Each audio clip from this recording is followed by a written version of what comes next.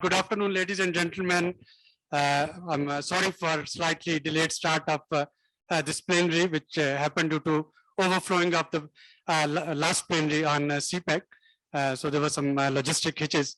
I'm thankful to the Honorable Chief Guest for tonight, Mr. Shaukat Tarin, advisor on finance. And of course, when one talks about him, it's also about his corporate governance skills. Those can not be ignored. And this concluding plenary of STPI's 24th annual conference, we are organizing it in collaboration with ACCA. And we'll be talking about corporate governance tonight and how that corporate governance then in turn can help us in achieving environmental and social goals, not only as a CSR, but also as a profitability.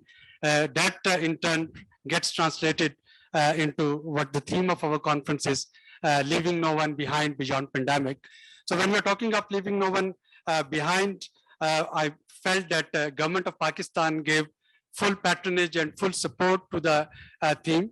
On 6th of December, this STC, it was inaugurated by the President of Pakistan at the presidency, where he not only assured his complete support for work on sustainable development goals, but he highlighted the importance of women empowerment and women education. According to him, if we are not taking gender dimension seriously, we are leaving 51% of population of Pakistan behind, and leaving that population behind, we can never be successful in achieving sustainable development goals. Over the last 4 days, we have discussed complete array of sustainable development goals in Pakistan. We had comprehensive discussions on climate change, on renewable energy, on economy, on cultural diversity, on education, on gender mainstreaming. Today was dedicated for Afghanistan issue. We felt that when we are talking of leaving no one behind, we are talking of South Asia, where a whole country is being left by no fault of the people of Afghanistan. So, of course, we can have our political differences with Taliban regime, but we are also talking about people of Afghanistan and the humanitarian crisis. In the morning, we started with the Western diplomats. We had a plenary with them. Then we had Dr. Muid Yusuf here, who in a very threadbare manner explained Pakistan's national security policy vis-a-vis Afghanistan's latest development. And then we have representatives of Chinese embassy and Mr. Khalid Mansoor, SAPM on CPEC, to shed light on impact of this regional development on CPEC, how it ripple effects those would disturb CPEC. We have a message from Honorable Prime Minister of Pakistan. Initially, the plan was that this concluding plenary had to be actually convened in Prime Minister office itself, but then we were told that he would be busy. So we have a video message by the Prime Minister of Pakistan. And of course, we have Mr. Shaukat Tarin with us, who would like to share his thoughts on the topic that we have chosen. So that's a brief summary and what we have discussed during last 4 days. If I can ask my team the length of the Prime Minister's message, 5 minutes. Can we start with the Prime Minister's message to set the scene?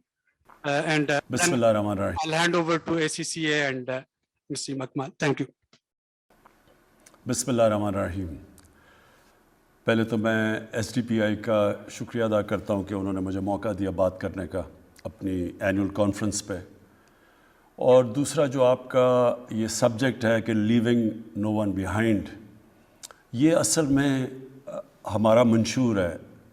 ये हमारा जो तहरीक इंसाफ की government है, इसका मंशूर ही ये है कि हम समझते हैं कि जो डेवलपमेंट होती है, लफ्ज़ इस्तेमाल करते हैं इंक्लूसिव, मतलब इसका ये है कि डेवलपमेंट हो ही नहीं सकती जब तक आप निचले तबके को ऊपर ना उठाएं। और ये बिल्कुल एक मुख्तलिफ़ किस्म का इकनॉमिक मॉडल है जो कि ये ट्रिकल डाउन اکنامکس جو کہتے ہیں کہ پہلے امیر امیر ہو جائے اور پھر اس کا امپیکٹ نیچے جاتا ہے. میں سمجھتا ہوں کہ ایک معاشرہ صحیح معنی میں ترقی کرتا ہی تب ہے جب ایک معاشرے سے نیچے سے لوگوں کو آپ اوپر لے کے آئیں. اور یہ جو مسلمانوں کی پہلی اسٹیٹ بنی تھی مدینہ میں، اس کا فلسفہ یہ تھا. انہوں نے پہلی دفعہ ہمارے نبی صلی اللہ علیہ وسلم نے ایک فلاحی ریاست بنائی تھی، اور اس کا مقصد ہی یہ تھا کہ کمزور طبقے کی ذمہ داری اسٹیٹ لے. تو اس اسٹیٹ نے جو پالیسیز بنائی، انہوں نے جتنا بھی اسٹیٹ کے پاس ایکسٹرا پیسہ آتا تھا وہ نیچے چلا جاتا تھا. تو کمزور کا مطلب غریبوں کو، یتیموں کو، بیواؤں کو، اور پینشنز پہلی دفعہ انٹروڈیوس کی. یعنی ہر کمزور طبقے کو انہوں نے ذمہ داری لی اور اٹھا دیا. اور اس کی کامیابی، کیونکہ وہ بڑا کامیاب ماڈل تھا، دنیا کا گریٹسٹ سویلائزیشن اس کے اوپر بیس تھا. تو یہ جب بھی کوئی، میرا یہ ایمان ہے کہ جب بھی کوئی دنیا کی جو قوم کبھی بھی اس کو ماڈل کو اڈاپٹ کرے گی، وہ اوپر چلی جائے گی. اور اس کا کلاسک اگزامپل چائنا کا ہے کہ چائنا نے 40 سال پہلے چائنا کیا تھا، 30 سال پہلے کیا تھا، اور آج چائنا کدھر ہے. اور اس کی سب سے بڑی وجہ یہ ہے کہ ان کے پالیسی میکرز نے کانشیس فیصلہ کیا کہ انہوں نے اپنے ملک سے غربت ہٹانی ہے. اور کبھی بھی دنیا کی تاریخ میں اتنے زیادہ لوگ، غالباً کچھ 70 کروڑ لوگوں کو کبھی بھی کسی قوم نے غربت سے نہیں نکالا اتنے تھوڑے وقت میں. اور یہی وجہ ہے کہ وہ چائنا کہاں سے کہاں پہنچ گیا. اور یہ ایگزیکٹلی مدینہ کی ریاست میں ہوا تھا. انہوں نے بھی بالکل یہ ماڈل اڈاپٹ کیا، انکلوسیو ماڈل. اس کے ساتھ ساتھ میریٹوکریسی لے آئے کہ جو بھی اچھا کرے اس کو اوپر لے آتے تھے. تو یہ جو دو ماڈلز ہیں کہ ایک تو نیچے سے اوپر طبقے کو اٹھاؤ، پھر میریٹوکریسی لے آؤ، اس سے پھر قوم اوپر جاتی ہے. اور یہ انکلوسیو ڈیولپمنٹ بھی ہوتی ہے. اس سے ایک اسٹیٹ انشور کرتی ہے کہ کوئی پیچھے نہ رہ جائے. اور ہماری یہ پوری کوشش ہے. ہم نے یہ کووڈ کے دوران جو سب سے بڑا فیصلہ کیا کہ جب لوگوں نے، ہم ساری دنیا میں لاک ڈاؤنز لگ رہے تھے، ہمارے پر بہت پریشر تھا لاک ڈاؤن لگانے کا، کیونکہ ایک جو خاص طور پہ آواز والا طبقہ تھا، جو چیٹرنگ کلاس تھی، وہ دنیا میں جب دیکھتی تھی وہ خوف زدہ ہو گئی. اور انہوں نے جب دیکھا کہ یہ تو تمیز ہی نہیں کرتا امیر غریب میں، تو انہوں نے ایک دم لاک ڈاؤن کا ہماری گورنمنٹ پہ پریشر ڈالا. لیکن وہ جو ہم نے پریشر ریزسٹ کیا ہی صرف ایک وجہ سے، کیونکہ لاک ڈاؤن لگانے سے غریب تو کچلا جاتا ہے. دہاڑی دار جو کہ دن کی تنخواہ کے اوپر اپنے بچوں کا پیٹ پالتا ہے، یا جو ہفتے کی تنخواہ پہ اپنے بچوں کا پیٹ پالتا ہے، اور اگر وہ کماتا ہے تو بچے کھاتے ہیں. اور پھر وہ جو کچی آبادیوں میں رہتے تھے جدھر 8-8 9 لوگ ایک کمرے میں، تو ان کو ہم وہ فارمولا ان پہ استعمال کر رہے تھے جو کہ ڈیولپڈ ملکوں میں تھا.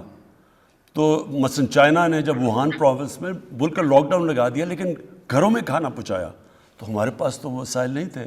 تو ہم نے فیصلہ کیا اسمارٹ لاک ڈاؤنس کا. ہم نے اپنی سپلائی چینز افیکٹ نہیں ہونے دی، ہم نے اپنے ایگریکلچر کو افیکٹ نہیں ہونے دیا، ہم نے پھر کنسٹرکشن کھول دیا تاکہ شہروں میں لوگوں کو نوکریاں ملیں. اور اس لیے ہم نے، کیونکہ ہم نے اپنے نچلے طبقے کو سامنے رکھ کے فیصلے کیے، ہم وہ ملک ہیں جس نے کووڈ میں سے سب سے بہتر طریقے سے نکلے. کہ ہم نے ایونچولی اپنے لوگوں کو بھی کرونا سے بچا لیا، لیکن ہم نے سب سے بڑی بات کہ اپنی اکانومی کو بھی بچا لیا. تو میں آج ایس ڈی پی آئی کو خاص طور پہ ان کا شکریہ ادا کرتا ہوں. ہماری مدد کر رہے ہیں. یہ جو انہوں نے ڈیش بورڈ بنایا ہے جس میں ہم ساری قیمتیں دیکھتے ہیں، یہ جو ہماری پرائس فلکچویشنز ہیں، ڈیمانڈ اور سپلائی کا ایشوز، تو اس کے لیے انہوں نے ہماری مدد کی ہے. ایک کموڈیٹیز کا ڈیش بورڈ جو بنایا ہے، اور جس سے ہمیں یہ پہلے سے آگاہ کر دیتے ہیں کہ کدھر کس طرح کے مسئلے آ رہے ہیں. تو میں آج ایس ڈی پی آئی کا شکریہ ادا کرتا ہوں.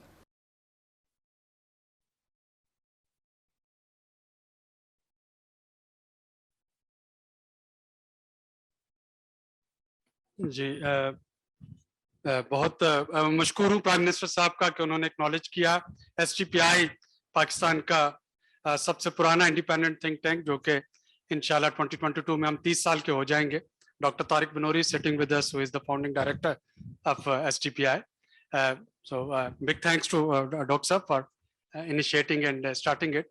So we have been trying to remain relevant, and we have been trying to remain part of a solution. अगर मैं मीडिया के दोस्तों से रिक्वेस्ट करूं कि आप अपने कैमरास को रिकॉर्ड पे लगा के बैठ जाएं ताकि पीछे वाले लोगों को देखने में आसानी हो, तो हम बाकी चीज जो है उसका प्रोसीड कर सकते हैं. असद, आपके पास चंद मिनट में आपको रिक्वेस्ट करूंगा कि आप ACCA की तरफ से वेलकम कह दें ताकि हम मिस सादिया खान का जो की नोट लेक्चर है सेटिंग द सीन वो सुन सकें, और फिर हमारे ऑनरेबल फेडरल मिनिस्टर जो हैं वो हमें अपने ख्यालात से उनसे आगाह करेंगे. जी, आरिफ मसूद मिर्जा साहब. Thank you, Dr. Suleri. On behalf of the ACCA management team, I want to thank the SDPI leadership, to thank the Prime Minister's advisor on finance, Shaukat, for joining us. I think just very quickly, a few messages from me. I don't think there was any hesitation when SDPI approached us to collaborate with them on this particular topic. If I cast my mind back 20 years ago, we collaborated with the SCCP at that time to launch the Code of Corporate Governance. And, you know, Sadia, the commissioner is here today. And, you know, and she was part of the team then that gave rise to the Code of Corporate Governance. And she's here today. And I'm hoping that today we can also encourage SDPI, the Finance Ministry and the Commission to look at these other two dimensions, the social dimension as well as the environmental dimension. I think for ACCA as an international accounting body, we very much realize that you cannot go on with an orthodox approach to financial management, an orthodox approach to financial reporting and financial accounting. There's too much now being left off the balance sheet and off the P&L account in the form of the value of natural capital, the cost of water, the cost of carbon, etc. And there's a realization within the financial community, within the accounting community, that more has to be done. And one of the most significant changes that has happened this week, last week rather, in terms of COP26, the IFRS Foundation, the International Financial Reporting Council, the board has announced that there is to be set up an international sustainability standards board alongside the IFRS, and that will be responsible for developing new standards alongside and with the validation, Dr. Benori, of GRI, with the validation of IOSCO, and with the validation of SASB and TFCD as well. So I think all of these changes are happening very rapidly. My last policy messages for the guests here and for the leadership here is really, let's set up whatever engagements we have to do in order to bring the Climate Change Ministry, the SCCP, the Ministry of Finance, all the accounting bodies together so that we can start putting in the foundations of the architecture that went into establishing the Code of Corporate Governance, and then we can come up with codes of governance not only for financial viability, but for environmental viability as well as social viability. In terms of the theme of the conference, let's not leave anybody behind environmentally, let's not leave anybody behind socially either. Thank you, sir.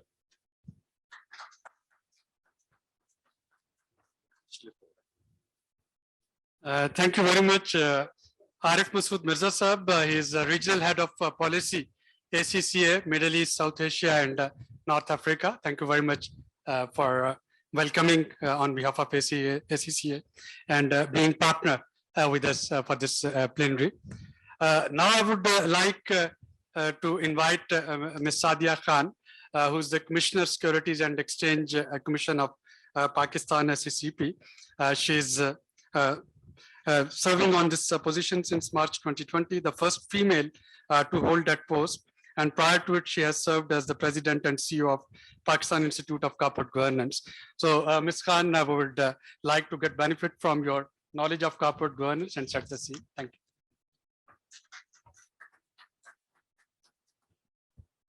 Bismillah ar-Rahman ar-Rahim. Honorable Advisor to the Prime Minister on Finance and Revenue, Mr. Shaukat Tarin, Mr. Arif Masud Mirza, ACCA Head of Policy, Middle East, Mr. Abid Suleri, Executive Director, SCPI, distinguished panelists, ladies and gentlemen, Assalamu alaikum. Thank you for providing this opportunity to share my views on this important platform on a topic that has been a dominant factor in my professional career and a key theme in the current economic landscape. ESG is receiving widespread widespread attention, and rightfully so, as policymakers, investors, and the public are increasingly recognizing the importance of sustainability, whether it be in financial reporting, ethical investing, or socially responsible business practices. From SSCP's viewpoint, being both the corporate registrar and the securities market regulator, our approach is also two-pronged, equally focused on enabling good corporate governance practices, as well as enabling impact investing. The introduction of the first code of corporate governance in Pakistan in 2002 was a pioneering achievement despite the opposition it received at that time. It was felt that the code's provisions were viewed more as a regulatory requirement than an enabler for achieving greater stakeholder value. Over the past 2 decades, however, there has been a marked shift in the collective attitudes of the market participants, driven by interest from international investors looking to invest in Pakistan. This has encouraged companies to realize the importance of the business case for adopting sound corporate governance practices, i.e. facilitating access to long-term sustainable finance. This change in perceptions activated further rounds of reforms, as you know, leading to the revised code in 2012, 2017, and finally 2019. Now, where do we stand now? As entrusted under statute, the SCCP has been mandated to beneficially regulate, and to achieve it, it is imperative that we inculcate a regulatory environment that first and foremost stimulates good governance practices, secondly, encourages corporate social responsibilities, and thirdly, considers the environmental impact. On the governance side, while a lot of good work has already been done, there's a lot more that needs to be done. When I rejoined the Commission last year, I initiated research into the regulatory impact of mandating diversity on companies' boards. The research showed positive correlation between gender diversity in decision-making and the company's financial performance. Based on the evidence collected, we have been actively championing the creation of a conducive work environment in the corporate sector by encouraging companies to implement gender diversity policies, depending on recruitment, promotion, pay gap analysis, anti-harassment policies, provision of facilities such as daycare, etc. Now, on the social responsibility side, the SCCP introduced guidelines for corporate social responsibility in 2013. These guidelines, being voluntary in nature, are intended to serve as a base for companies to engage in responsible business conduct that adds value to the community. When you look at global practices in the USA, although CSR is not mandated through a hard law, companies spend around 2% of profits on CSR activities. On the European side, CSR has been approached under EU law, both in terms of soft law and in terms of mandatory EU legislation. The emphasis is placed on disseminating good practices through the integration of CSR into education, training, and research. This aims to impact the bottom line and create positive public perception. In the case of Pakistan, like most Asian countries, a hybrid approach has been chosen, either as a percentage of profit or through public engagement activities. However, to capitalize on this full potential, there's need to formalize the segment as empirical evidence supports that mandated CSR protects long-term shareholder value. The third and most pressing concern is the environmental impact. Given that this topic was also the main focus in the recently held COP26, brings into perspective its significance.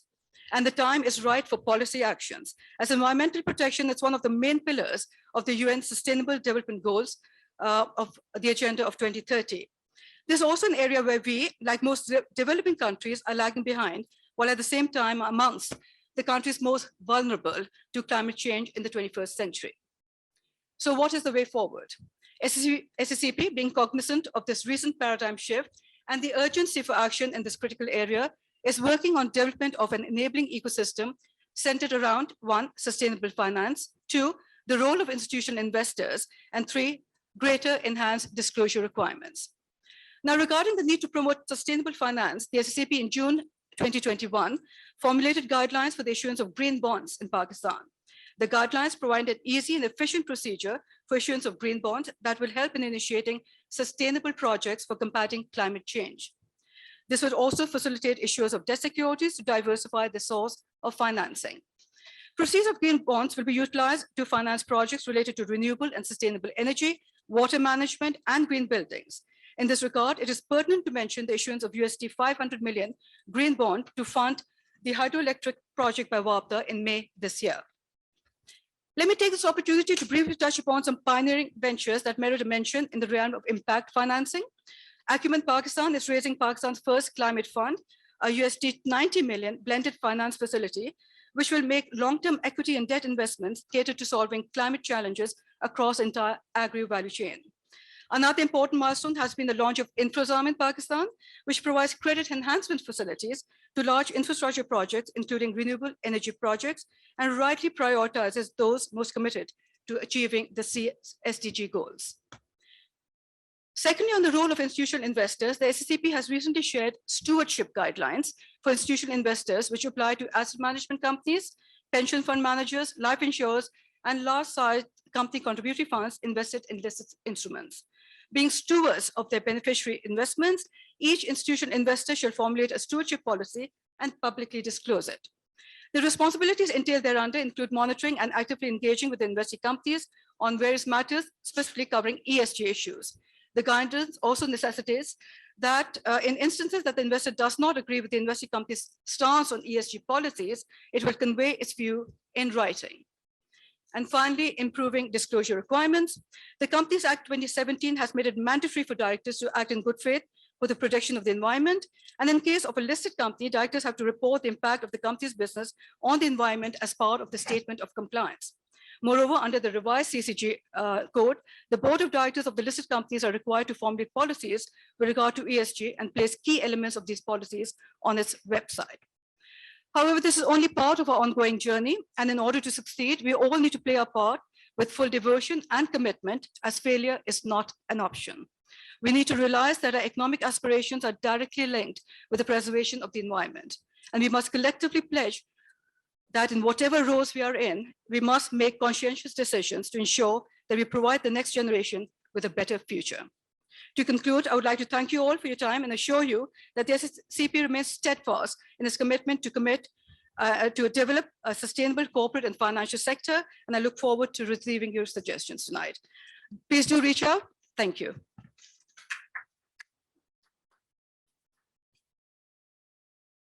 Very much, Ms.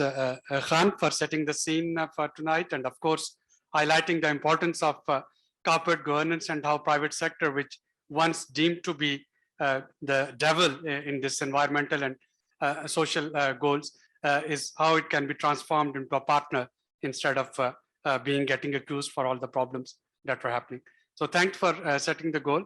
So now, ladies and gentlemen, without ado, I'll now like to request our chief guest, Mr. Shaukat Fayaz Tarin, to talk about the economic scenario of Pakistan, and within that scenario, talking of leaving no one behind. And of course, I'd also request him to shed light on the role of corporate governance in making our accounts more transparent and making our corporate governance more transparent. And one can only hope that once corporate sector adopts it, public sector would also slowly and gradually will start adopting it.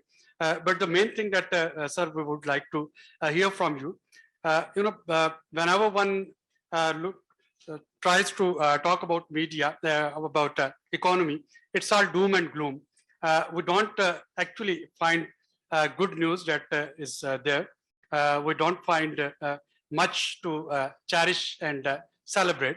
And I'm personally, I know for the fact that there are a lot of positive things that are happening, but they are not getting projected and not getting covered. It's just like today in the panel on post COP26 Glasgow, we were told about all the positive steps that Pakistan has taken or is taking. But whenever we talk of environmental problems in Pakistan, yes, those problems, they do exist, but there are some things which are working as well. Similarly, in economy, there can be certain problems, but there are certain areas where we are working well. And I can say that instead of a V-shaped economy, perhaps we have a K-shaped economy. So some sectors, they are doing very well. Some sectors, they are not doing that better. And some sectors, perhaps they require a lot of boost to come to the level from where they can take off.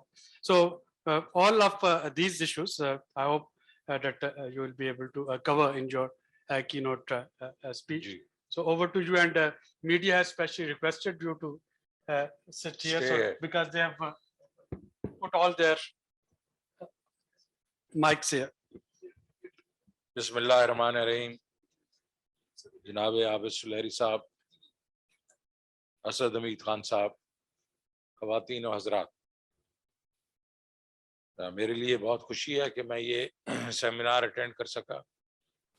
ACCA اور SDPI نے یہ جس کا اہتمام کیا ہے، اور اس قسم کا سیمینار اور یہ 4 دن کا سیمینار ہے، یہ بہت ضروری ہے، کیونکہ اس سے لوگوں کو علم ہوتا ہے کہ ہمارے ملک میں کیا ہو رہا ہے اور کیا نہیں ہو رہا. تو پہلے تو میں کچھ روشنی ڈالوں گا کہ ہماری اکنامک ایکٹیویٹیز کہاں جا رہی ہیں. اس وقت ہم کووڈ سے نکلے ہیں اور کنسالیڈیشن ہماری جو ہے پچھلے سال ہوئی ہے. تقریباً 4% ہماری اکانومی نے گرو کیا، اور ہم نے کہا کہ اب اس کو آگے لے کے چلتے ہیں.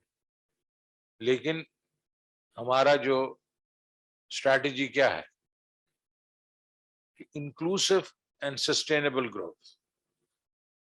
جس طرح پرائم منسٹر نے کہا انکلوسو، یہ سب کے لیے گروتھ ہونی چاہیے، گروتھ ہونی چاہیے. اور کوئی بھی اکانومی جو ہے وہ آگے نہیں چل سکتی جب تک اس میں گروتھ نہ ہو. تو گروتھ جو ہے وہ ضروری ہے، لیکن انکلوسو مطلب سب کے لیے، سب طبقوں کے لیے، اور سسٹینیبل. اس کا مطلب ہے یہ نہیں ہونا چاہیے کہ 3-4 سال گرو کیا پھر جا کے آپ گر گئے. اور یہ ہمارے ساتھ بہت دیر سے ہو رہا ہے. تو ہم نے کہا یہ ہم ضرور کریں گے کہ اس کو ایک تو انکلوسو کریں گے اور ایک سسٹینیبل کریں گے. ہماری سسٹینیبلٹی کیوں نہیں ہوتی؟ وہ اس لیے نہیں ہوتی، پہلی چیز کہ ہمارا جو سیونگ ریٹ ہے، جو بچت ہے، جس نے جا کے انویسٹ ہونا ہوتا ہے بعد میں اکانومی میں، وہ انتہائی کمزور ہے. 13 سے 14%، کبھی 15 سے 16 بھی ہو جاتا ہے. تو رول آف تھم بھی ہے کہ اس کو 4 سے ڈیوائڈ کر دے تو وہ سسٹینیبل گروتھ ہو جاتی ہے.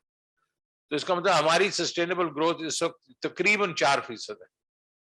اس سے زیادہ جیسے ہم گرو کرنے کی کوشش کرتے ہیں تو ہماری اکانومی اوور ہیٹ ہو جاتی ہے، ہمیں قرضوں کی ضرورت پڑتی ہے، اور پھر ہم جو ہے رن شارٹ آف ڈپازٹ. دوسرا، ہمارا ایکسپورٹ اور امپورٹ جو ہے اس میں بہت فرق ہے. ہماری ایکسپورٹ جو ہے وہ 10% ہے اکانومی کا، اور ہماری امپورٹ جو ہے 25% ہے. وہ اس لیے کہ ہم نے کبھی اس پہ زیادہ کام ہی نہیں کیا.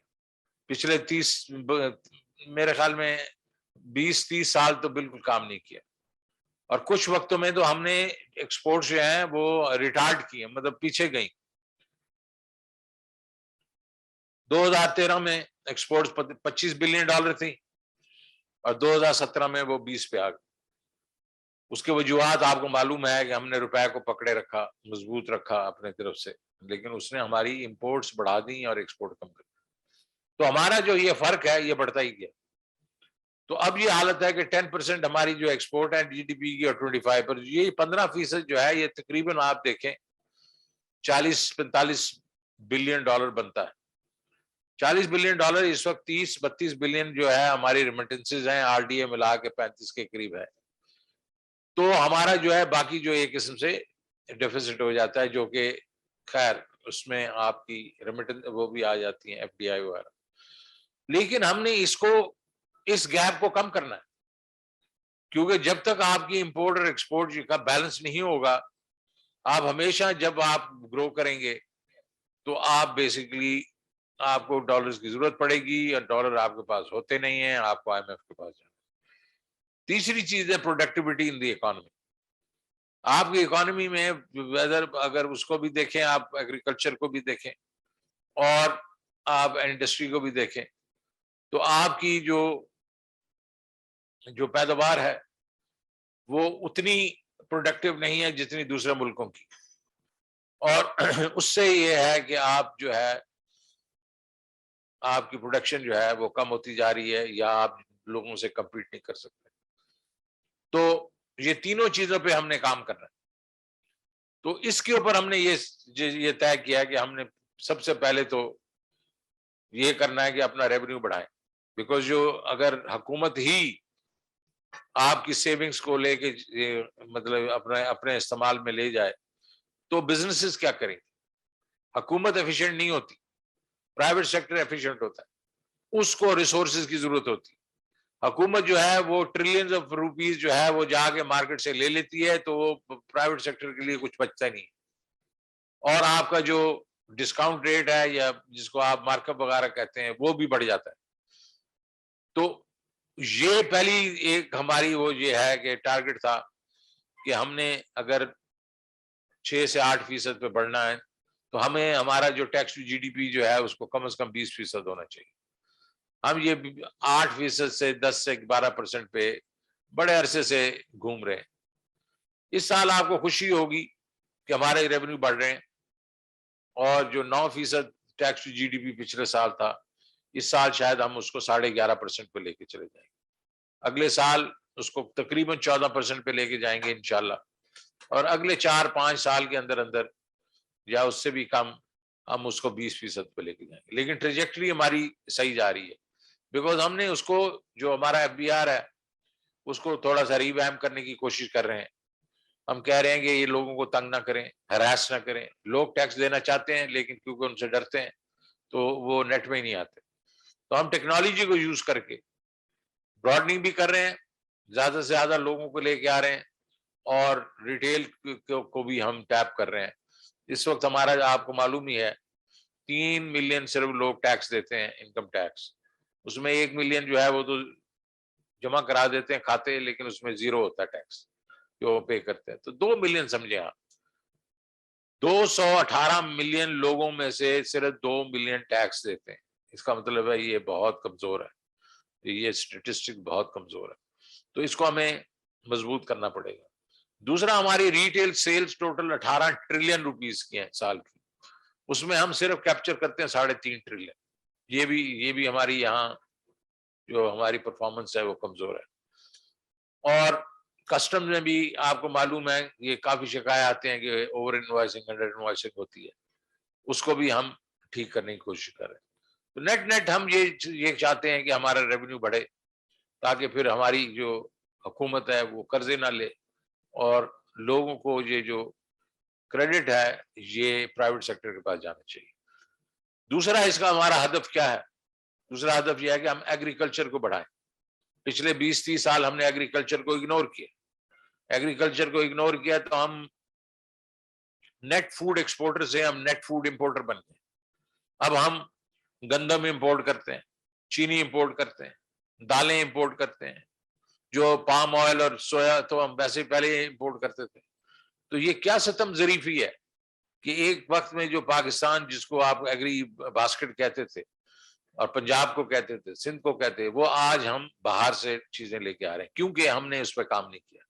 ہم نے بیجوں پہ کام نہیں کیا, ہم نے اس کی پروڈکٹیوٹی جس کے بیچ میں آپ ظاہر ہے کہ کیا آپ کس قسم کے پیسٹیسائڈ استعمال کریں گے, آپ کس قسم کا فرٹیلائزر استعمال کریں گے, لیبلنگ کیسے کریں گے, امپلیمنٹ کون سے استعمال کریں گے, پانی کا کیسے استعمال کریں گے, اور اینڈ آف دی ڈے آپ کے فارمر کا کیسے خیال رکھیں گے, کہ وہ اس کو تو آڑتی ہی کھا جاتا ہے, اس کی 70-80% جو انکم ہے آڑتی کھا جاتا ہے, اس کا کیسے خیال رکھیں گے, اور انٹرنیشنل پرائسز کے ساتھ ان کو بینچ مارک کیسے کریں گے. یہ ساری چیزیں جو ہیں ویلیو چین جو ہے ایگریکلچر, اس پہ کام کرنا ہے, اور اس کے اوپر ہم کام کر رہے ہیں اور کافی پیسے خرچ کر رہے ہیں. کیونکہ ایگریکلچر ویسے تو 19% ہمارا جی ڈی پی کا ہے, لیکن اس میں ایسوسیٹڈ جو باقی فوائد ہیں وہ اس کو پورے کو کچھ 44% پہ لے کے چلی جاتی, اور 62% ہماری آبادی جو ہے وہ رورل ایریاز میں بستی ہے. تو اس کے اوپر بہت ضروری ہے کہ ہم اس کے اوپر توجہ دیں.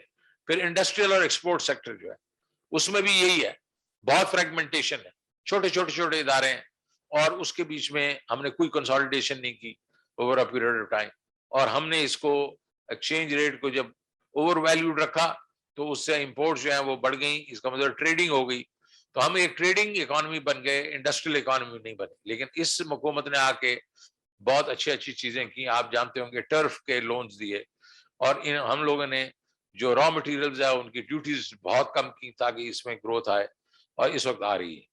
اس کے بعد ہاؤسنگ کبھی ہوتا ہی نہیں تھا, وہ اس لیے نہیں ہوتا تھا کہ کبھی فور کلوجر لا بنا ہی نہیں تھا. ہم نے بنایا تو اب گھر لوگوں کو ملنا شروع ہو گیا ہیں, بینکس جو ان کو قرضہ دینا شروع ہو گیا. اس سے یہ ہوگا کہ یہ ایک گھر جو بنتا ہے تو اس میں کتنے مزدور کام کرتے ہیں, مستری کام کرتے ہیں, اس کے بعد یہ آپ کے باقی جو دروازے لگوانے والے وغیرہ وغیرہ, تو کوئی 40 انڈسٹری ساتھ کھڑی ہو جاتی. تو اس کا ایک ملٹی پلائر افیکٹ ہے. اور دوسرا یہ ہے کہ ہم نے یہ کہا کہ پاور سیکٹر کو ٹھیک کرنا ہے. پاور سیکٹر ہمارا بہت بڑا اس وقت جو ہے ریسورسز کو وہ ایک قسم سے ادھر زیاں ہو رہا ہے, بیکاز ہمارے سے پہلی حکومت جو تھی اس نے اپنی اس خواہش میں کہ ہم زیادہ بجلی پیدا کریں, اتنی بجلی پیدا کر دی ہے کہ ابھی صرف اس سال میں 850 ارب روپے کا ہمیں کیپیسٹی پیمنٹ دینی پڑیں گی, جو کہ ہم بجلی یوز ہی نہیں کر رہے. تو اس کو بھی ہم نے ٹھیک کرنا تھا. فائنینشیل سیکٹر بھی میں آپ کو بتاؤں کہ یہ نہ کہیں لوگ کہ بینکس بہت زبردست ہیں یا بہت ایفیشینٹ. ایفیشینٹ ضرور ہوں گے لیکن اپنے لیے صرف 33% جو بینکنگ کا فٹ پرنٹ ہے پاکستان میں ٹو جی ڈی پی, یہ بہت تھوڑا ہے. بنگلہ دیش 50 ہے, انڈیا کو 90% ہے, ساؤتھ کوریا کو 180% ہے. تو ہم نے اس کو بڑھانا ہے, فٹ پرنٹ کو بڑھانا ہے. تو فائنینشیل سیکٹر بھی ٹھیک کرنا ہے.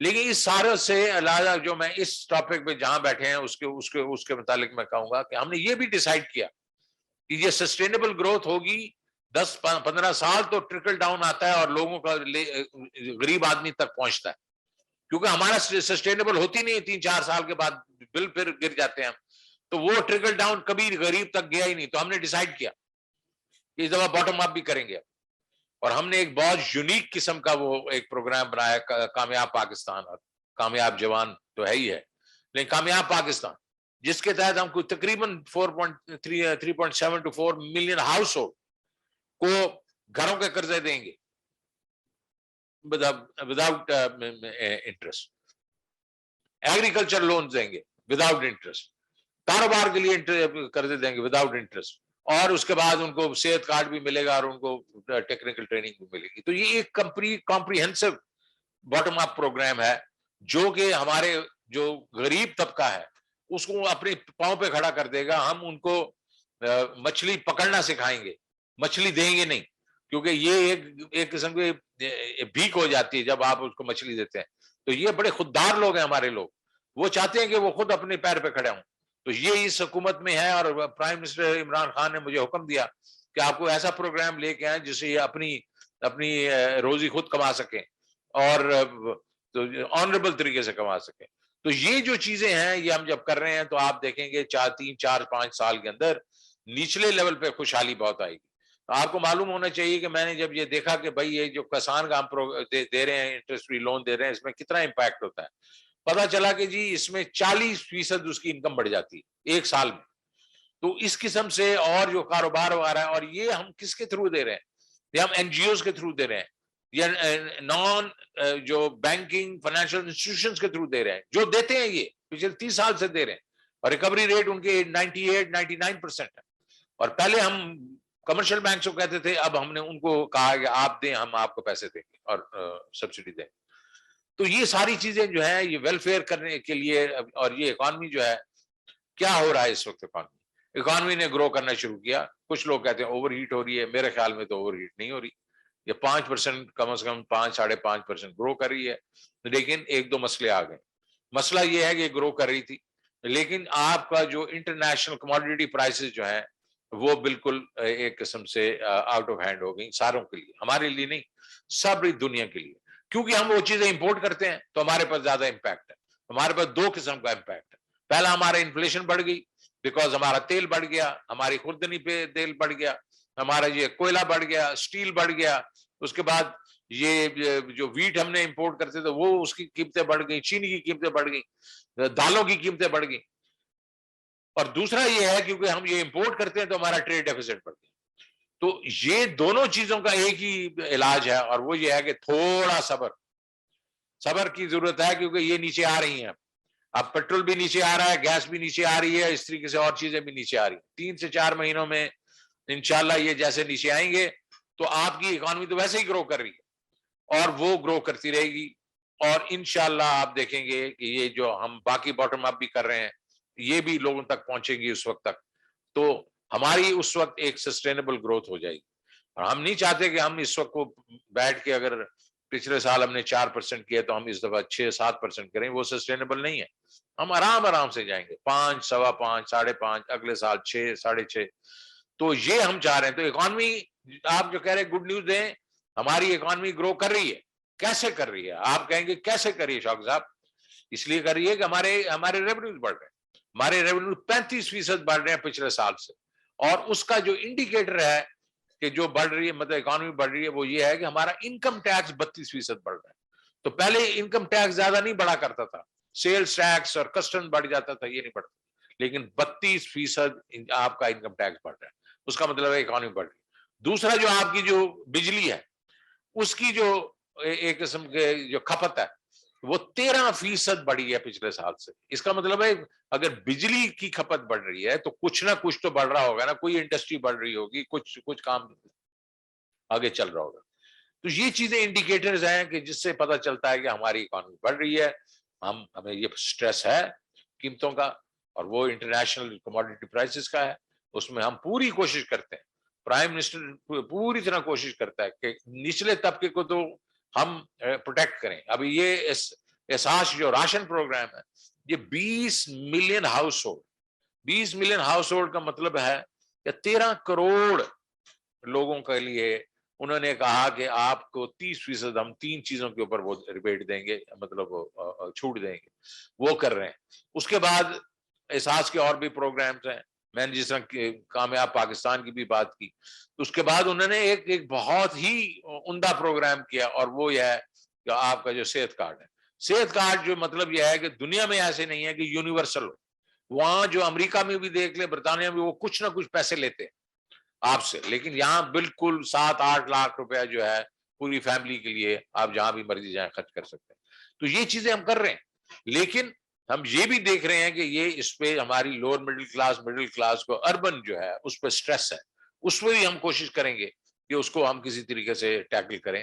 تو پرائم منسٹر نے نہ صرف وہ کہہ رہے ہیں کہ یہ اس وقت جو شارٹ ٹرم میں لوگوں پہ سٹریس ہے اس کو ٹھیک کیا جائے, ہم یہ بھی کوشش کر رہے ہیں کہ ہماری جو گروتھ ہو وہ بیسیکلی ہونی چاہیے انکلوسو سب لوگوں کے لیے.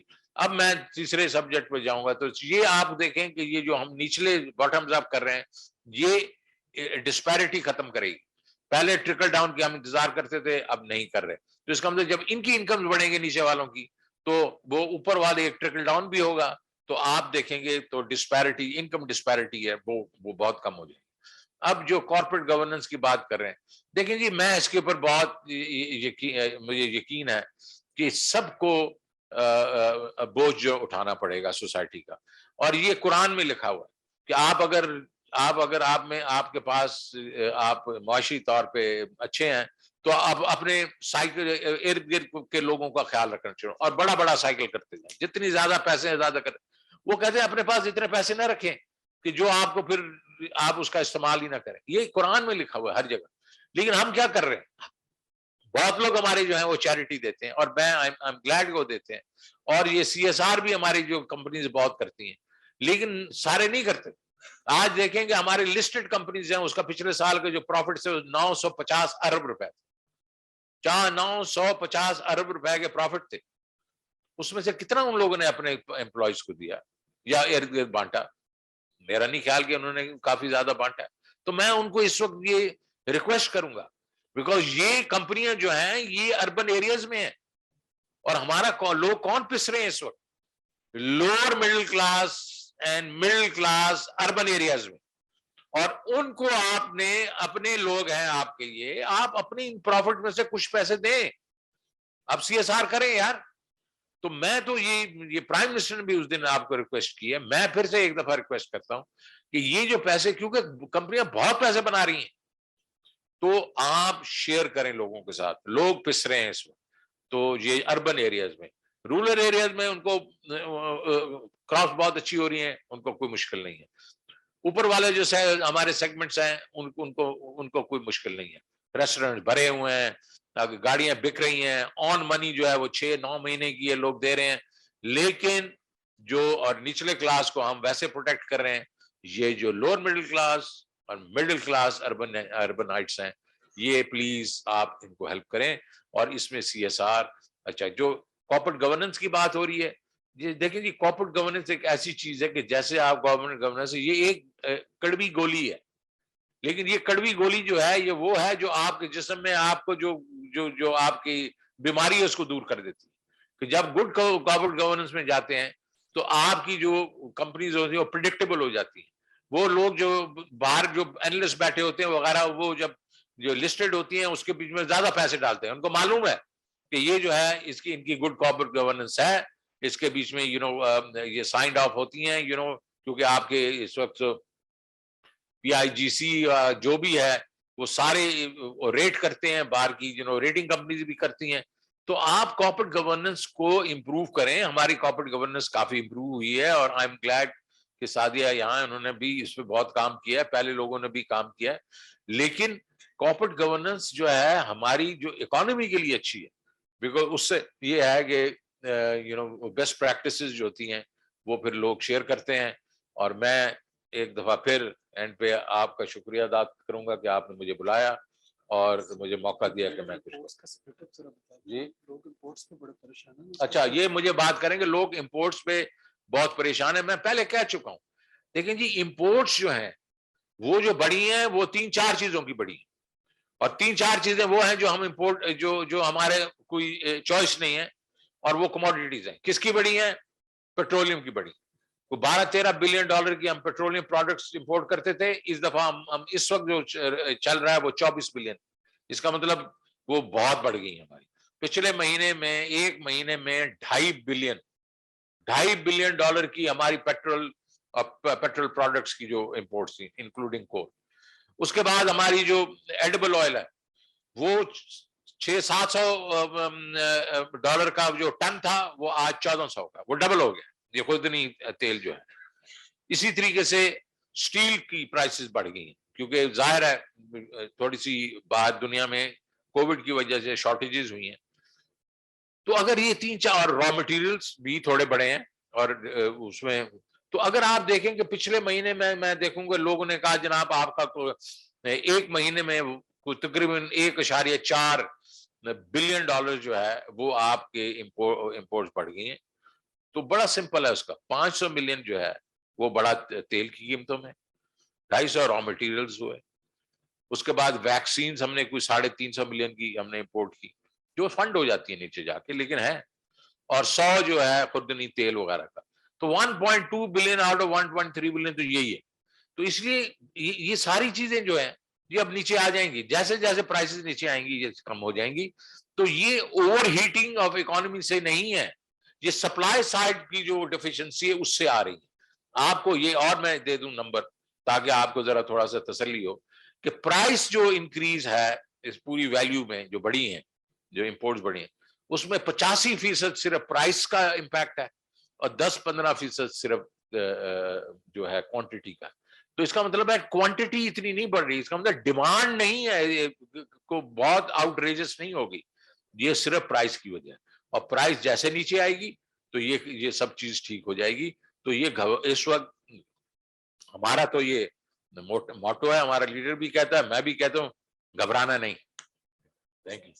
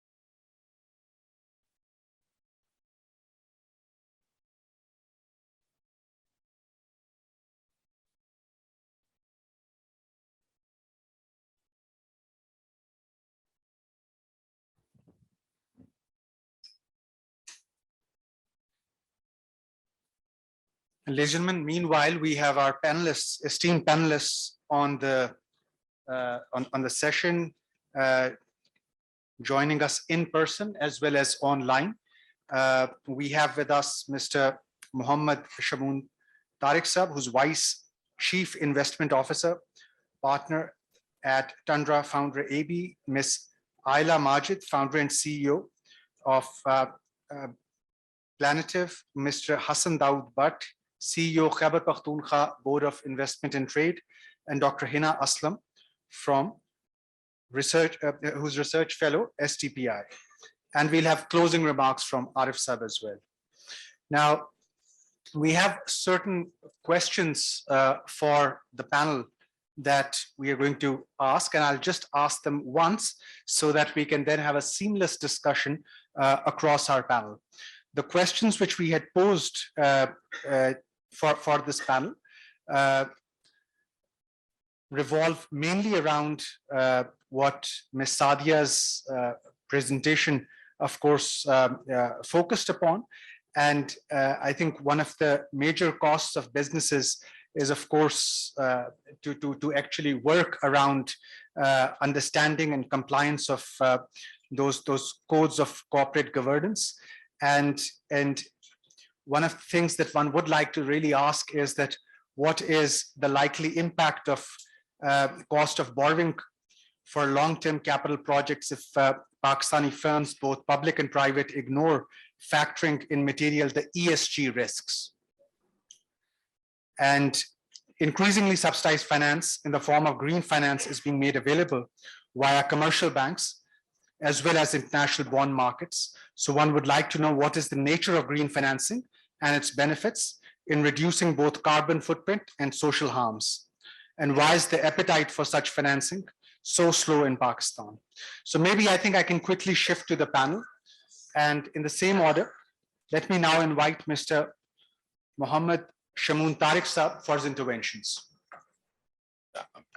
Do you have any questions or should I just cease? Okay, please go ahead. Okay.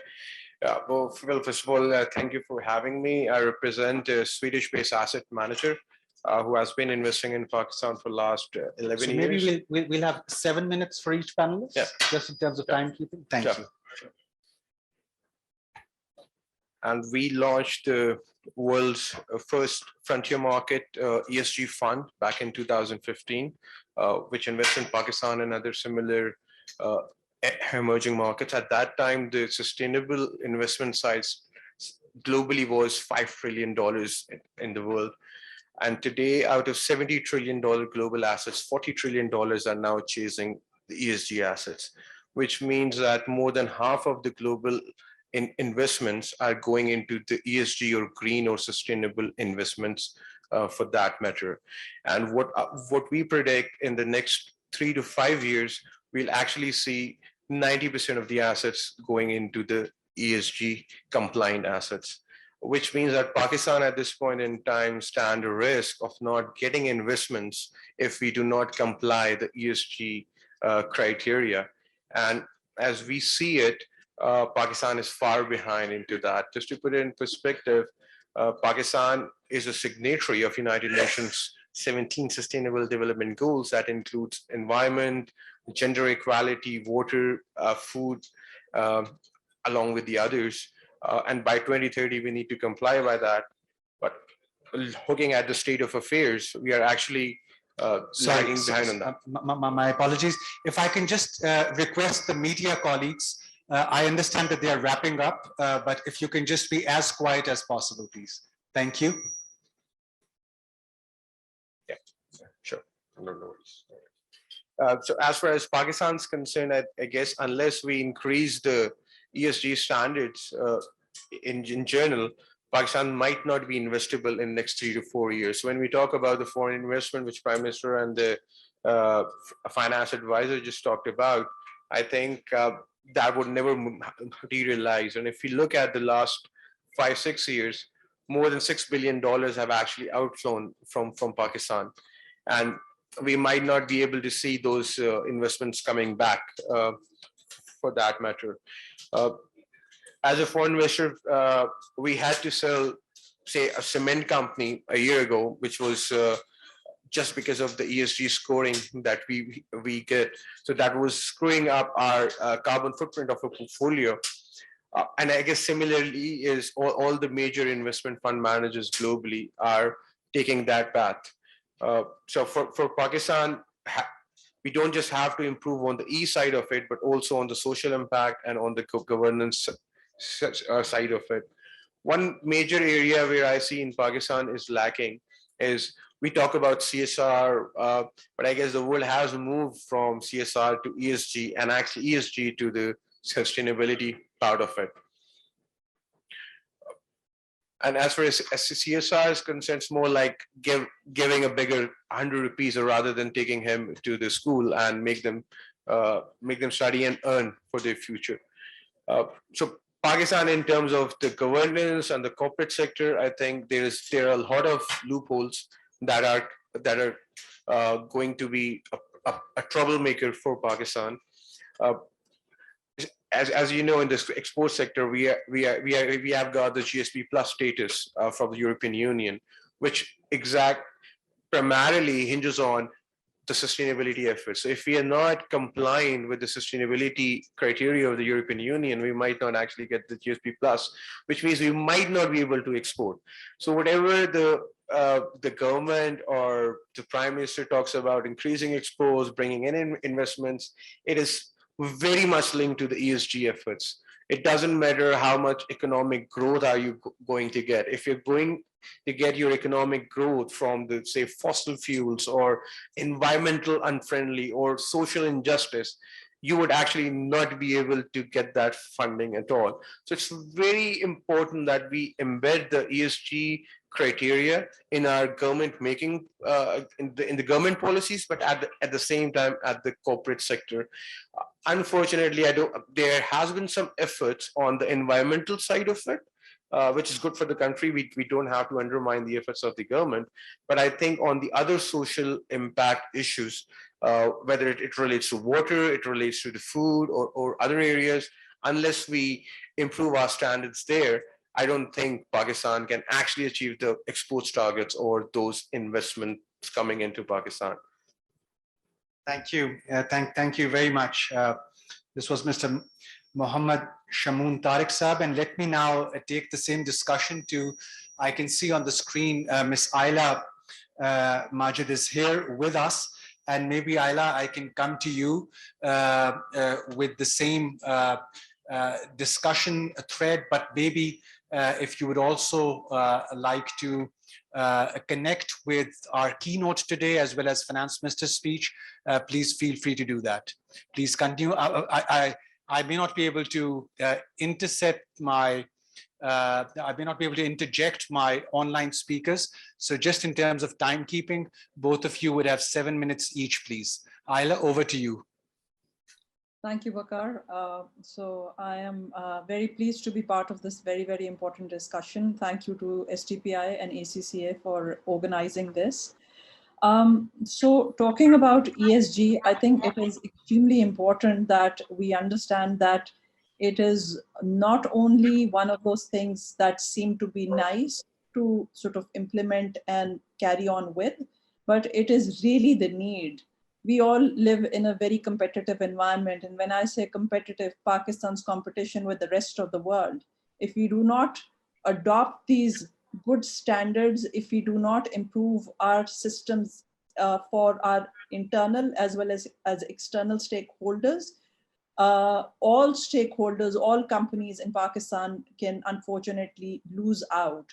Now, looking at from a positive lens, it's an extremely great opportunity for Pakistan and Pakistani companies, organizations, whether in the private sector or in the public sector, to adopt these ESG frameworks. Of course, it just makes sense just talking about environment, because Pakistan is one of the most climate change affected countries. So whether it is greenhouse gas emissions, whether it is floods, anything, and the cost of which we later say bear, that is absolutely huge.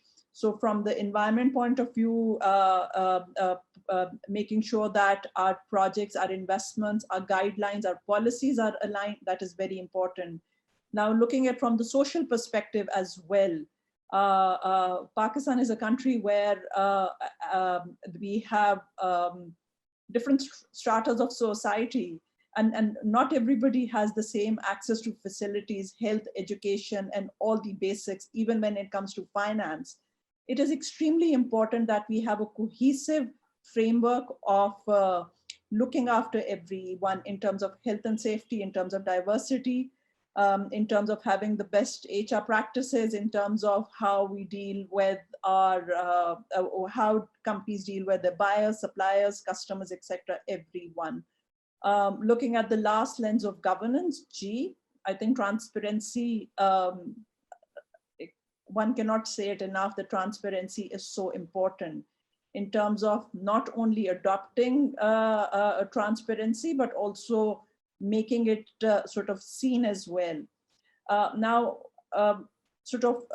moving the discussion towards what can we do and why it is very, very important. Emerging and developing countries have a huge challenge in terms of attracting the right kind of capital. And oftentimes the cost of capital is very high because the risk perceived is also very high. So when we adopt these ESG frameworks, whether it is ESG, the SDG goals that Pakistan is signatory to, principles of responsible investing, the SRI, etc., any of these, we are de-risking ourselves, we are de-risking our projects, we are reducing essentially the cost of capital coming our way. And because of that, the bankability of many, many projects can go very, very high. These days, in the sense that the last few months, the capital markets are very concerned that a lot of foreign portfolio investment is going out. If we provide an opportunity and a reason for foreign portfolio investors to come and stay in Pakistan and even enhance their stake, I think we can really, really benefit. When we look at the global numbers committed to climate change finance or green finance, they run in hundreds of trillions of dollars. So it is so huge, and we just need to sort of do a few things and be very consistent in that in order to sort of get the best out of it. Another important thing where the finance professional and the accountants come in, integrated reporting. So integrated reporting should not only be, again, one of those nice things to do, but should become mandatory as well, but of course, with the right kind of sort of framework and with the right kind of capacity building as well. One initiative that I would like to highlight here is that the Pakistan Stock Exchange and PICG have made a joint task force for ESG. I'm also one of the members of the task force, and the idea is to sort of provide frameworks and also sort of work on creating indices at the Pakistan Stock Exchange, like there are in the rest of the world, like the Dow Jones Index, of course, and many, many others. Now, in terms of attracting green capital, again, I cannot stress enough that the pool of capital globally is so huge, whether it is the BlackRocks, Goldman Sachs, all the huge, all the big investors, bigger, smaller investors, they are so mindful, and the pots of money that they're managing has this underlying sort of condition that they will not be invested in projects like steel, coal, etc., that have very high emissions. They will not be invested in where there are issues of governance or transparency. They will not be invested in areas where there is not enough attention to diversity and inclusion and human rights, etc., all of that. So I am a firm believer that this is a great opportunity. At my company, Planetive, as well, what we do is to build capacity, bridge the sustainable finance and the projects gap, and also bring companies to include ESG and these best practices in their strategy. So I think we are looking at a great opportunity. We must benefit from it. Thank you. Thank you, Ayla. Appreciate your inputs here. And I think your point about integrated reporting comes at a very appropriate time in the discussion. And this is something which I was discussing the last time I was at Khyber Pakhtunkhwa Board of Investment. So let me now invite Mr. Hassan Daud Butt, who's CEO of Khyber Pakhtunkhwa BOIT. Hassan Saab, 7 minutes. So thank you very much. I would take even less because I'm traveling and there's a connection issue. So clearly, you know, the purpose of this discussion, I hats off to SDPI, ACCA for bringing it up at this forum, bringing all the leadership, and that perhaps in itself is a reflection how inclusive development is so important for us, how is green development so important for us, and especially for provinces like Khyber Pakhtunkhwa, which are blessed with enormous natural resources. But what we need is perhaps fast integrated development, connecting less developed areas to urban centers so that we can synergize and each and every member of the society of the province can actually benefit from the richness that the God has gifted us. In this process, while we are articulating our policies, we are cognizant of the fact of inclusive growth and development, our industrial policy, our strategies on which we are working, our Sehat Card program, I think is a reflection of how committed the government at the highest level and even at the administrative leadership level are committed for bringing the kind of structures and policies which can bring inclusive growth. Also, as far as the increasing competitiveness and reducing corruption, I think our program of digital connectivity within all nodes of the governance spectrum, our one window, I think that would provide us lot of leverage vis-a-vis other provinces, because as sitting in the board of investment, I look at other provinces as our competitors. I want to attract more sustainable investment in each and every sector that can actually bring socio-economic development. And that can only happen if we pose ourselves and also project ourselves as a right destination where such investments would be taken care of. Therefore, we would look after the all investors, all traders who are actually bringing right kind of inclusive growth and development in our province. So all in all, I think in a post-COVID environment where we are all struggling to survive and keep our economy moving, leadership at the corporate level, I think at the administrative level also need to have empathy in their approach, so that this growth can actually benefit each one of us. And unless we do not do that, all our policies, because world is changing fast, and I think COVID has made us to realize how important it is that all segments develop together, how important the environment is, and therefore we want to, while use our natural resources in producing energy and other resources, we also need to preserve them. We also need to preserve our forest and bring more forestation in our development agendas. So if we cut one tree, we should, for development and building roads, we should plant 100 times more so that the world remains greener, safer, and there is inclusive development, which is for all. Thank you so much. Thank you indeed, Hassan Saab. And glad you could join while you were on the road. Thank you for your participation. Let me now turn to Dr. Hina Aslam. Please, Dr. Saiba. Thank you so much, Dr. Vaqar, and thank you so much for such an enlightful discussion that has been happening.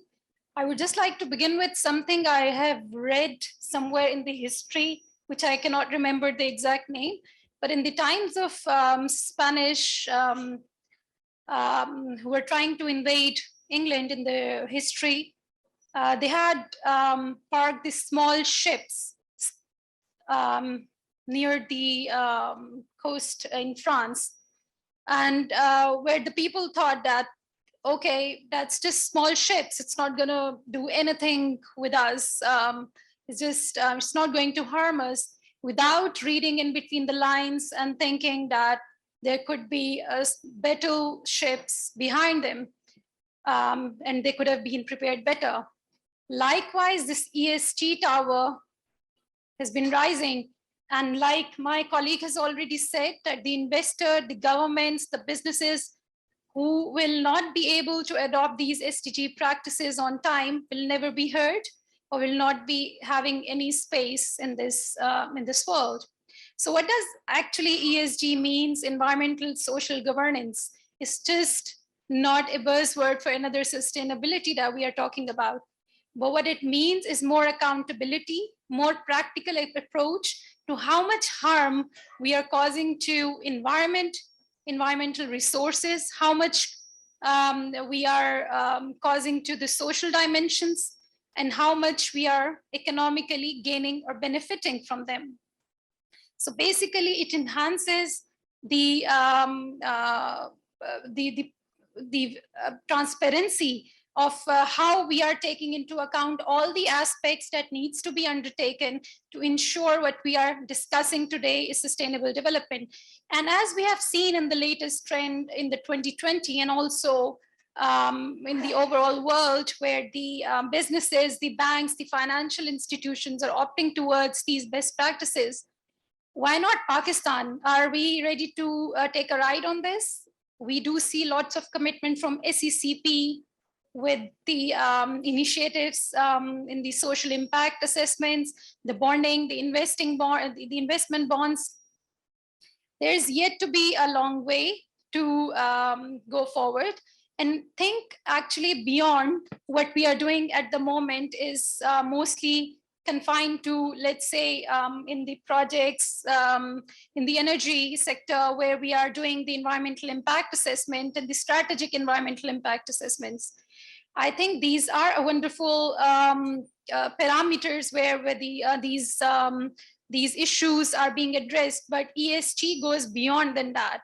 It actually brings into more of the disclosure accountability, more disclosure in terms of quantifying the cost that is associated with an environmental destruction lost, with the impact on the natural resource management, and all. So this is what my other colleagues have also mentioned, and for me as well, that ESG is being driven by, of course, two dimensions. The one is the demographic, by the investors, by the consumers, and the other one is the climate change.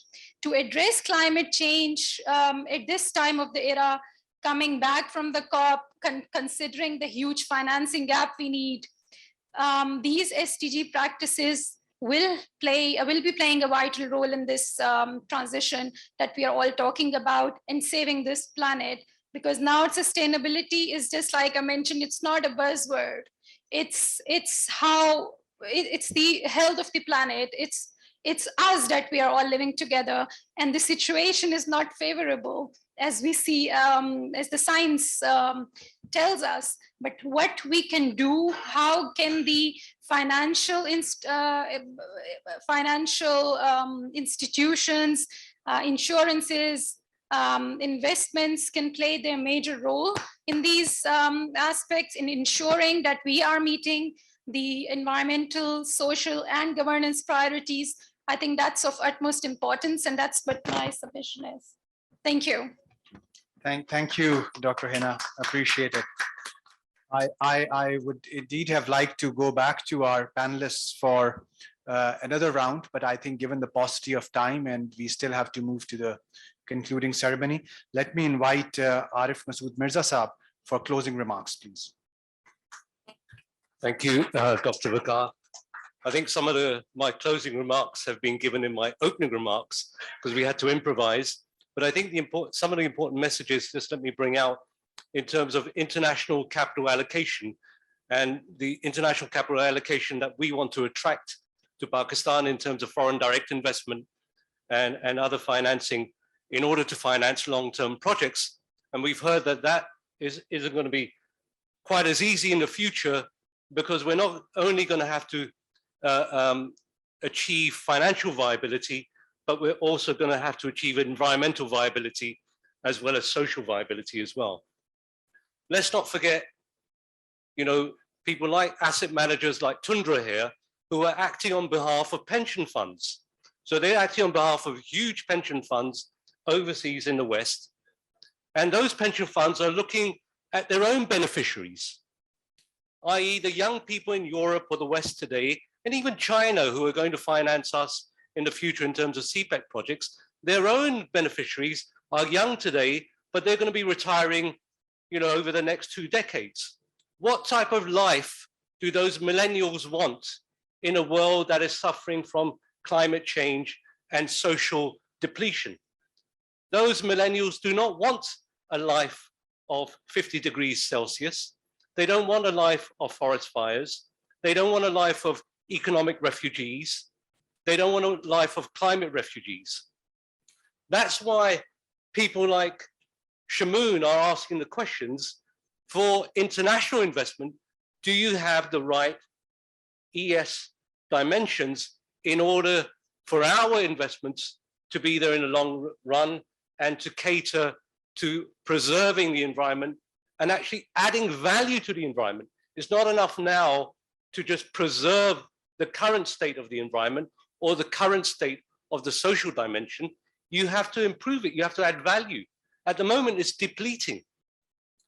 So I think the other message is, why does this matter so much to the accounting profession? Yeah.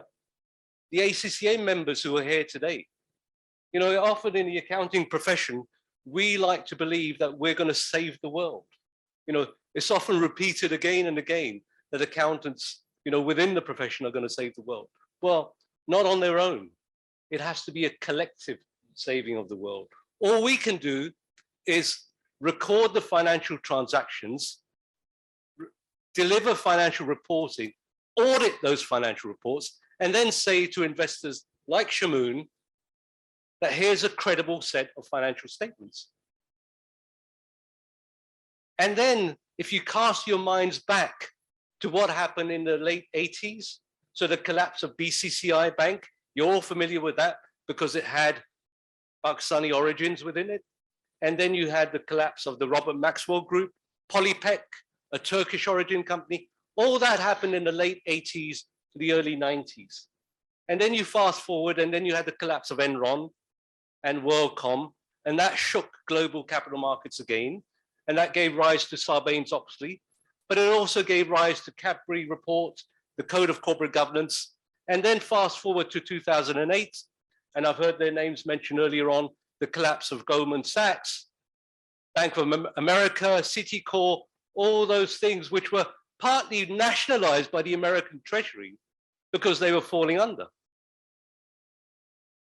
But what has happened is that we put in codes of corporate governance because there was a research, empirical evidence to suggest that good governance resulted in financial sustainability. Good governance meant that share value appreciation could result over the long term. Companies would survive financially.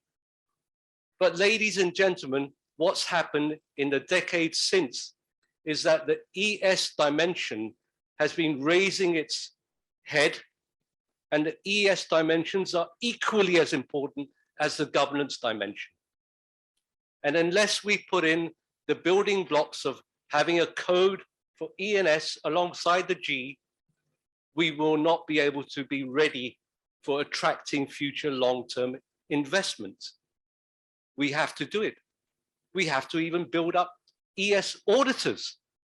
I don't think you can rely upon the financial auditors to provide all the expertise.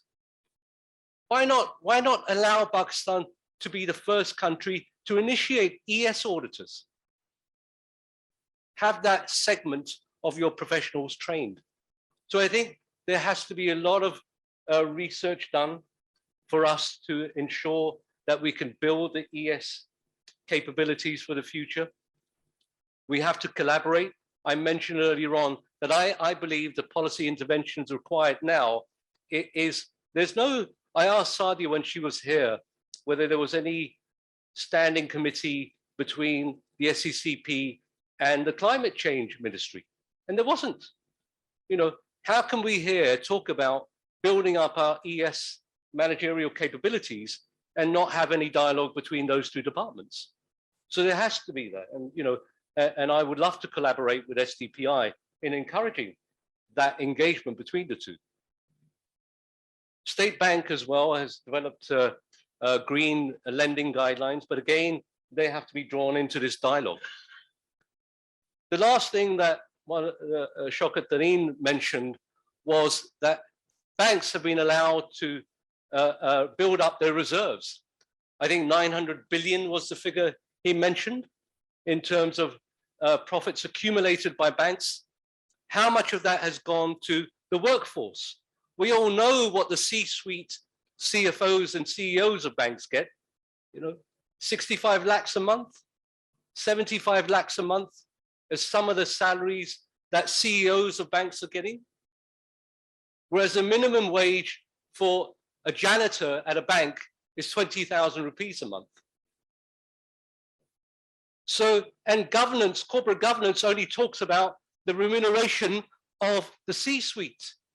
Corporate governance doesn't touch upon the inequalities of the workforce. Why retain all this earnings when you're not growing anyway in terms of the number of branches, etc.? Yeah. So, you know, real questions have to be asked of governance and its ability. Dare I mention, and I was talking to Asad about this earlier on, dare I mention that the Sialkot incident happened on an industry factory floor. Yeah? At its core, it's about respecting diversity and inclusion. You know, we really need to invest in our ability to add value to our environmental and social governance dimensions here in Pakistan. So I'd reach out to all the institutions here today, and I think we, you know, should take this opportunity to invest more in this area. Thank you. Thank you, Arif Saab. This was a very powerful call to the cause, so really appreciate you for that. And I think as we move towards the close, let me also thank ACCA for this partnership. I think we've come, both STPI and ACCA have come a long way. And this is not our first STC. For many who don't know, of course, we've been collaborating on these issues, on issues of mutual interest for quite some time. It's good to do this in a post-COVID environment, if one can call it a post-COVID environment, hopefully. So let me thank both Arif Saab, Asad Saab, their teams, of course, who have been around here to help us out with this. For this session, I also want to thank the team of the finance minister, some of them that I can see over here, for bringing the finance minister here and really allowing us to hear his views and allowing him to, of course, permitting him to hear what, of course, the powerful presentation from the Commissioner SSCP, which she presented. And let me also thank from STPI's side, the plenary organizers, Dr. Sajid Amin and Dr. Mohsin Kazmi. So with this, maybe a round of applause for our panelists who are here and those who are online. Dr. Vaqar, can I just add a small point following up with Arif Saab? So we at STPI,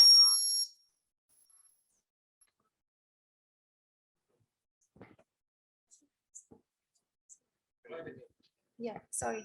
So we at STPI,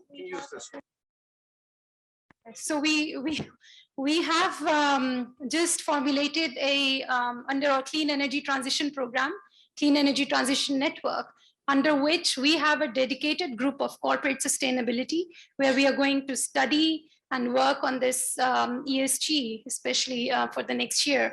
So as you said, let's collaborate, let's join hands. So this is actually an opportunity where we are bringing all the stakeholders on board. And this is something that will take us to a right direction, what we are discussing here with our partners. So this announcement is actually for all of the stakeholders who would like to join the network, the available information on the website, and we'll be able to share it later as well. Thank you. Thank you, Dr. Hina. I'll request my panelists, maybe if I can request you to move to the sofas, and I'll request I'll request Kaka Khil Saab and Dr. Abid to come here with us. Arif Saab, please wait, please. Thank you.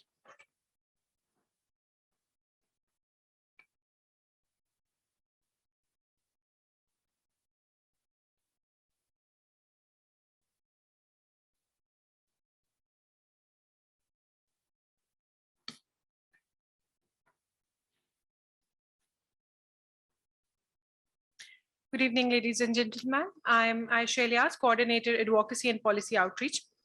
A very warm welcome to you all once more as we now begin the closing plenary of our 24th SDC.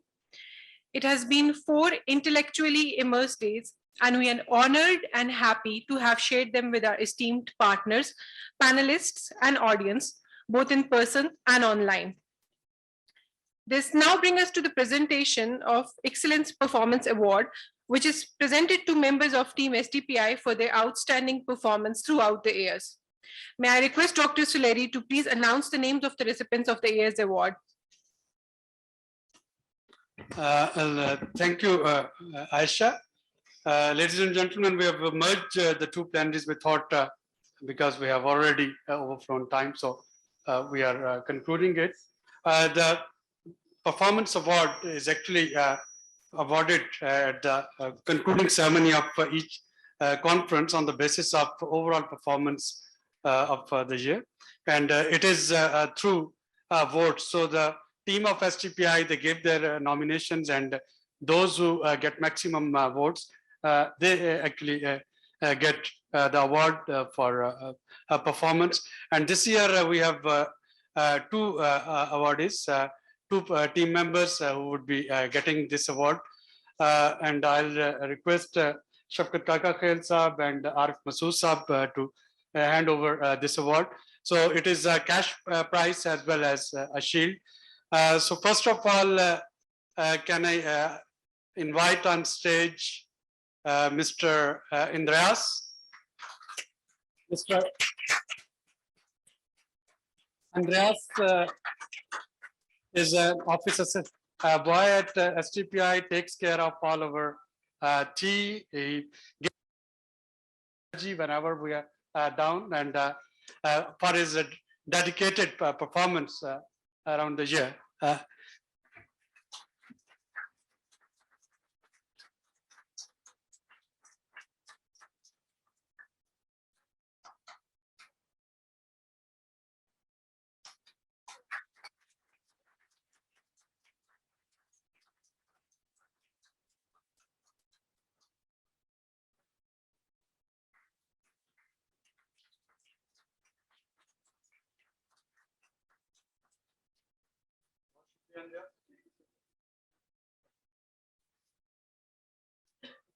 And the second recipient for performance award, वो भी इसी कमरे में बैठे होंगे, हमारे driver हैं रियाज.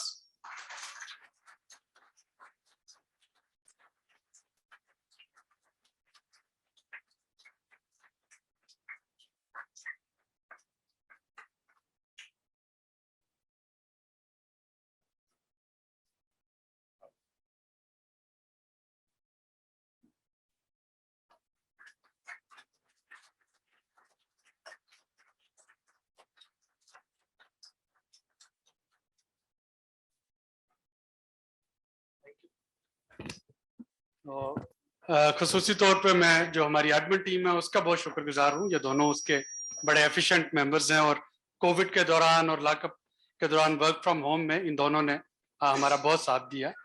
तो इस साल में जो मैक्सिमम नॉमिनेशंस आई वो इन दोनों के लिए आई, and the award goes to them.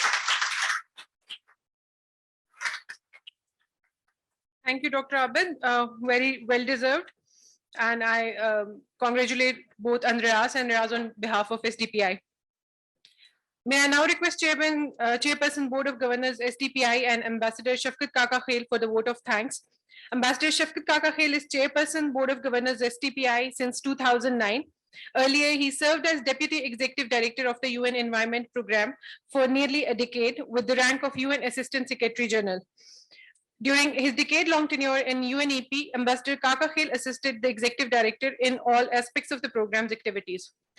Mr. Kakakhil, if you please join.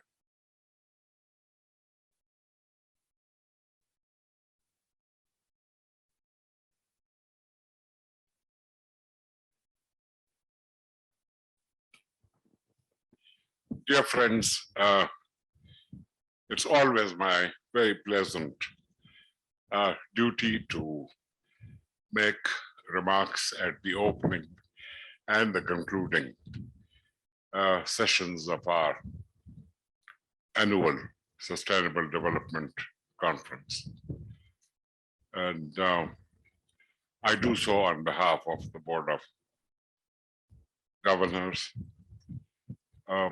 As I mentioned the other day at the presidency during the opening plenary, this 24th SDC is the second SDC that is being held while not only Pakistan, but the entire world is dealing with this deadly pandemic, COVID-19. And as we thought we were almost coming to the end of this pandemic, the pandemic revealed its capacity to mutate and come up with new variants. We had the Delta variant and now this new one that was identified in South Africa. But the theme of the SDC is a very good one, and that is to that beyond the pandemic, the rebuilding should be in such a way that that we not only make good the damage, repair the damage caused by the pandemic, but leave no one behind, because the pandemic has indeed caused major issues for the vulnerable groups. And there are harrowing stories of people who were, for instance, in the tourism business. Some of them have had to beg in streets because of the loss of livelihood during the pandemic. Anyway, SDPI staff complied with all the instructions, the guidance concerning the pandemic, and continued to perform their duties. And I think I can say it with great pleasure and pride that they have done an extremely impressive job.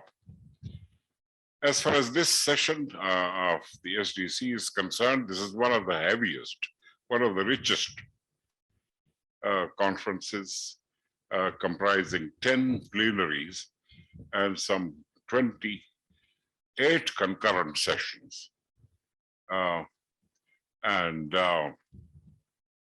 We had 257 speakers belonging to over 20 countries, some of them, and we also had representation from the diplomatic missions, from the United Nations missions, in addition, of course, to the Pakistani stakeholders, the government, and the non-state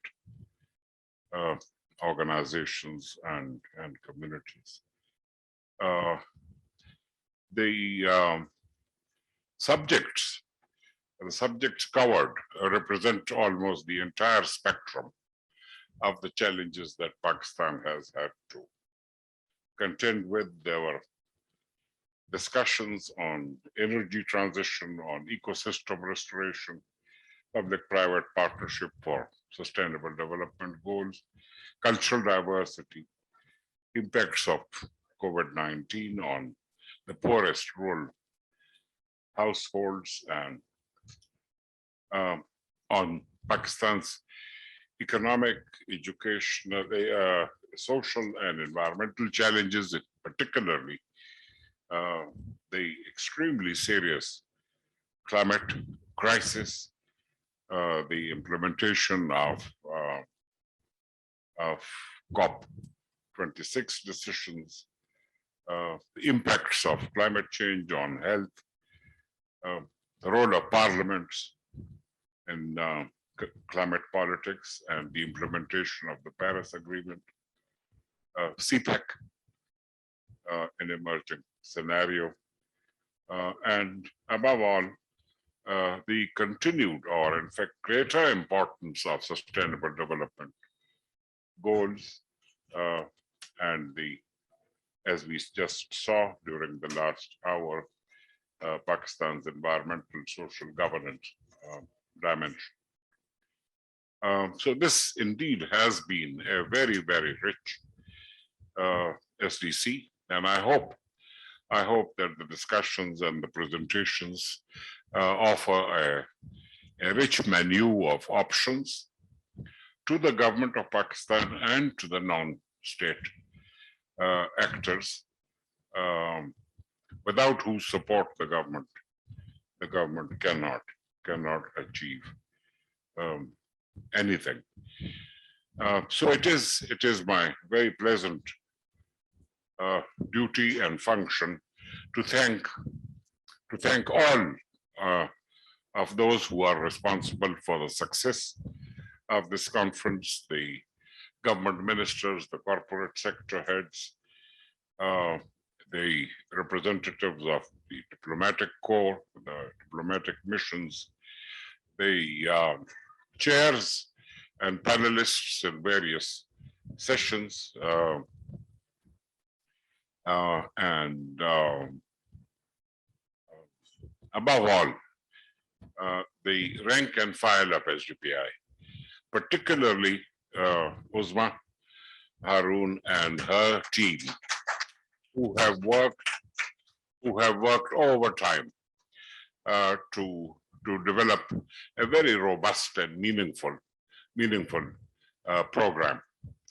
And we should also thank our local hosts, the hotel, which also made special efforts to ensure that the discussions take place, that there are no interruptions and problems.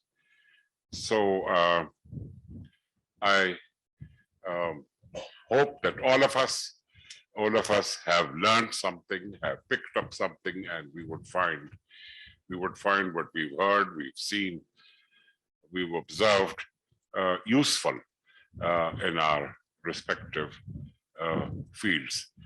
So to those who will be leaving Pakistan or Islamabad, I wish bon voyage, and to those who will be here and the SDPI staff members, I think they need a long weekend.